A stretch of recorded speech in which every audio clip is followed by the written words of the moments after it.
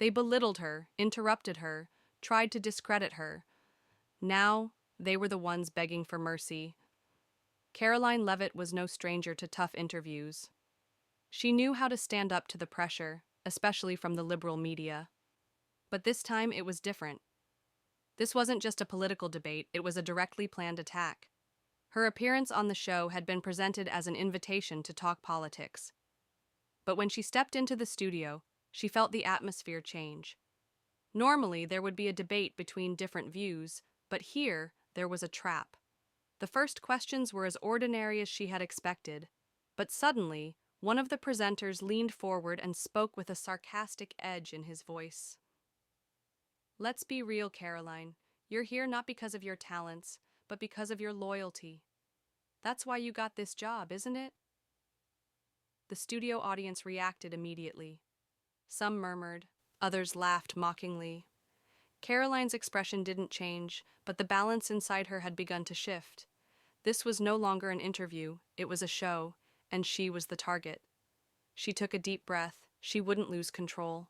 That's exactly what they wanted. "I'm here because I deserved it. If you object to that, let's talk politics instead of personal attacks." But they didn't want to talk politics. Another one immediately spoke up. "Did you deserve it, or was it given to you?" Because from here, loyalty seems to be the most important criterion. The audience applauded this time. Karoline knew what was going on now. This segment had been prepared in advance. The lines had been memorized. The aim was not to argue, but to humiliate her. The minutes that followed went exactly as she had planned. Her words were interrupted. Her words were twisted. She was laughed off. But Karoline did not give up. She stated the facts. She did not lose her composure. She would not succumb to her emotions as they wanted. As the final minutes approached, one of the presenters struck the final blow. "People like you are holding women back. You are a pawn and you know it." The studio fell silent for a moment. Even the audience didn't know how to react. Karoline's jaw clenched slightly, not out of anger, but out of a deeper awareness. They weren't attacking because they truly believed what they were saying. They were attacking because they were afraid. He smiled. He replied slowly and confidently, "If standing up for my beliefs makes me a pawn, then so be it. But at least I'm not a puppet." The program ended. The cameras turned off. The presenters and producers seemed confident. But they had missed something big. The real backlash was just beginning.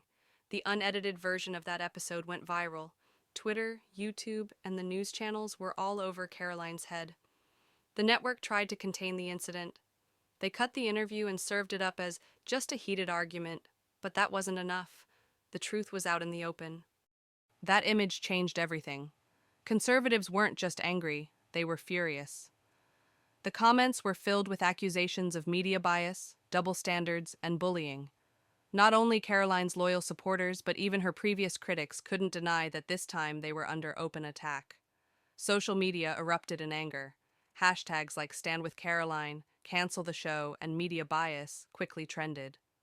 Republican politicians reacted. Conservative commentators offered frame-by-frame analysis. Even some liberals had to admit that the hosts had gone too far. But it didn't end there. Viewers weren't just angry, they were strategic. They targeted the show's sponsors. "How can you support this platform denigrating women who don't align with their political views?" they asked. Some companies remained silent, others made vague statements. But then one major sponsor pulled its support. The company's statement was carefully crafted. They said they were staying away from the controversy, but the message was clear: we will not be part of a divisive and unprofessional environment. That was the first domino. The rest came quickly. The network panicked and went into crisis management. According to leaked information, executives were being held accountable, and emergency meetings were being called. The anchors were silent at first, then they made a cliché statement about differing perspectives and heated debates. But it was too late. Karoline hadn't said a word yet. But there was no need for that, because it was clear that something bigger was being discussed. Was she going to file a lawsuit? In a dimly lit office in Washington, D.C., Karoline was faced with a stack of documents. Next to her sat a lawyer with experience in media litigation. She put her pen down and took a deep breath. We could sue for libel, but we could also go for professional damage. This wasn't just criticism, it was an attempt to damage reputations. Karoline listened carefully. She wasn't one to enter legal battles lightly, but this time was different. This wasn't just about her, it was about a principle. As the investigation deepened, the scope of the matter changed. Leaked emails and internal correspondence emerged. The conversations among the production team themselves proved that the incident was a planned trap. Lines like, "If she starts to get too confident, cut her off immediately," made a clear statement. This was not journalism, it was a lynch mob. The next morning, the news broke. Karoline Leavitt was officially taking legal action. The network's response was immediate and chaotic. Their legal team quickly began preparing statements. But it was too late. The network's initial response was as expected. They called the lawsuit a baseless and desperate political move. But they were no longer in control. Because the issue had become more than just Karoline's case, it had become a broader debate about the ethics of the media and how certain voices were being silenced on national platforms. The backlash continued to grow. More advertisers pulled their support, and the show's ratings plummeted. Many viewers, regardless of their political views, began asking the same question. If they have nothing to hide, why are they so upset? At this point, an unexpected development occurred. A former producer spoke out, first anonymously and then publicly.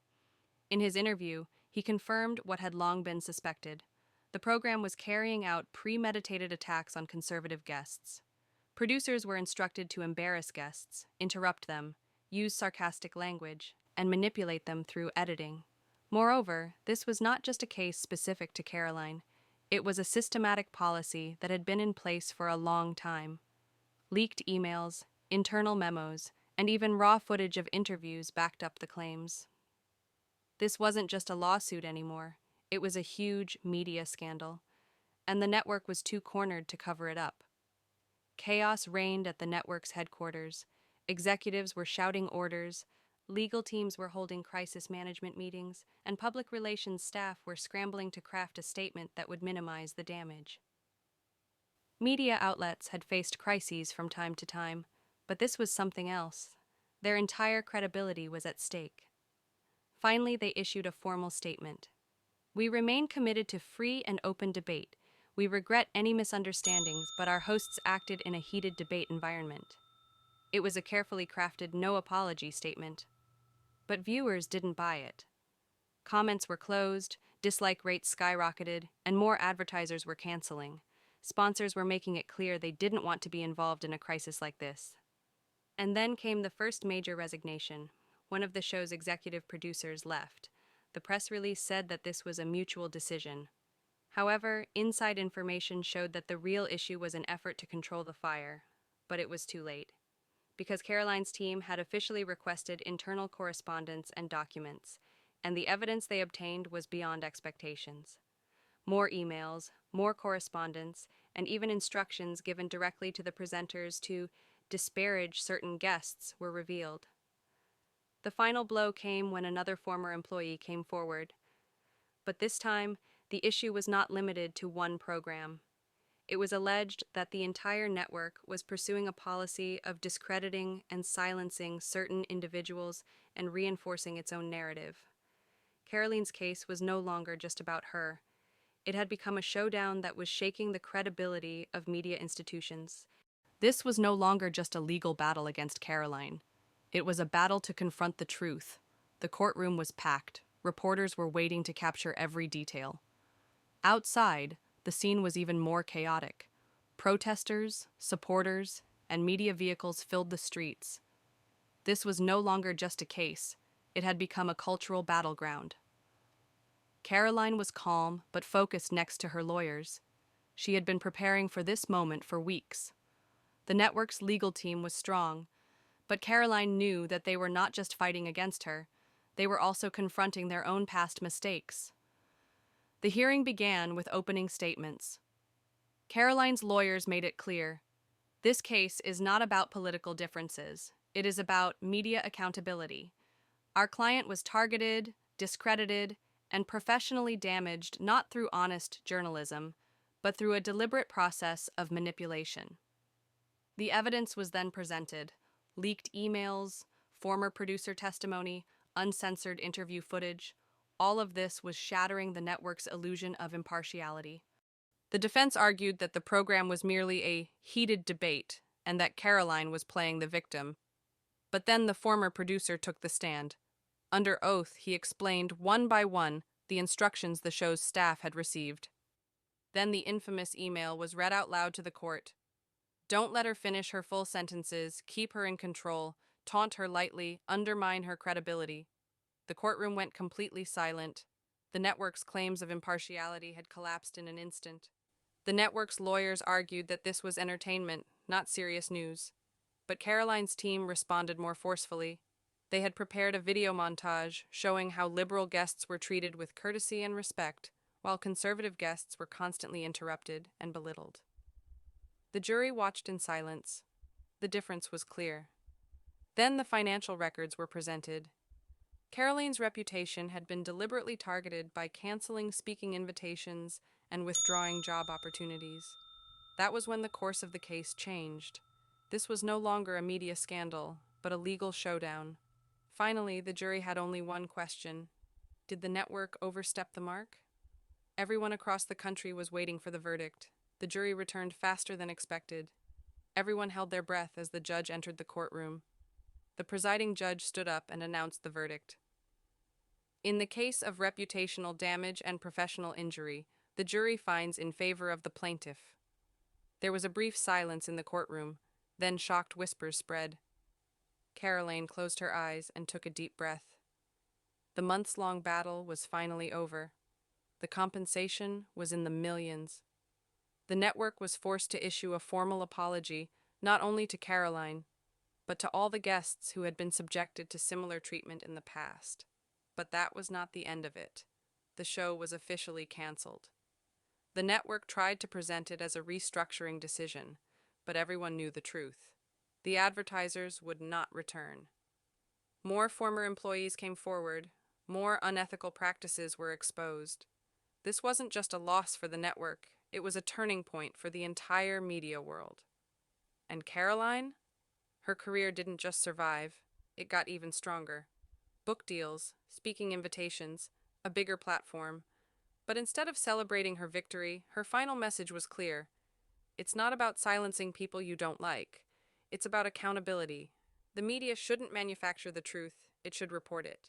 And that message was one that no one could ignore.